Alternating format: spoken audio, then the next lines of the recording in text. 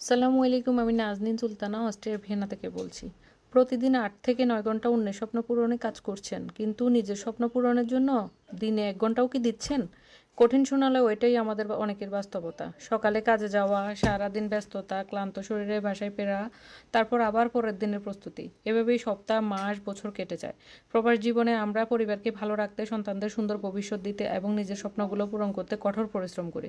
কিন্তু কখনো কি ভেবে দেখেছেন, যদি কোনো কারণে আপনার চাকরিটা না থাকে, তাহলে আপনার আর কোনো আয়ের উৎস আছে?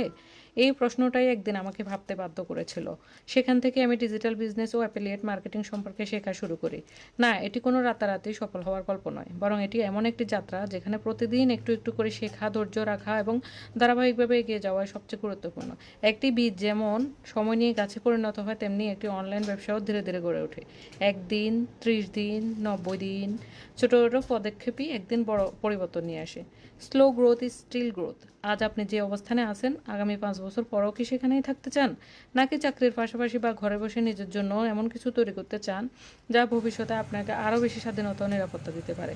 আমি কোনো অবাস্তব প্রতিশ্রুতি দিচ্ছি না, আমি শুধু সেই সুযোগের কথা বলছি যেখানে শেখার মাধ্যমে ধীরে ধীরে নিজের জন্য একটি দীর্ঘমেয়াদী সম্পদ গড়ে তোলা সম্ভব। আপনি যদি ইউরোপে থেকে চাকরির পাশাপাশি বা ঘরে বসে একটি বৈধ, সম্মানজনক এবং দীর্ঘমেয়াদী অনলাইন ব্যবসা সম্পর্কে জানতে চান, তাহলে কমেন্টে ইনফো লিখুন অথবা আমাকে ডিরেক্ট মেসেজ করুন। হয়তো আপনার পরবর্তী অধ্যায় শুরু হবে আজকের একটি ছোট সিদ্ধান্ত থেকেই। সালামু আলাইকুম।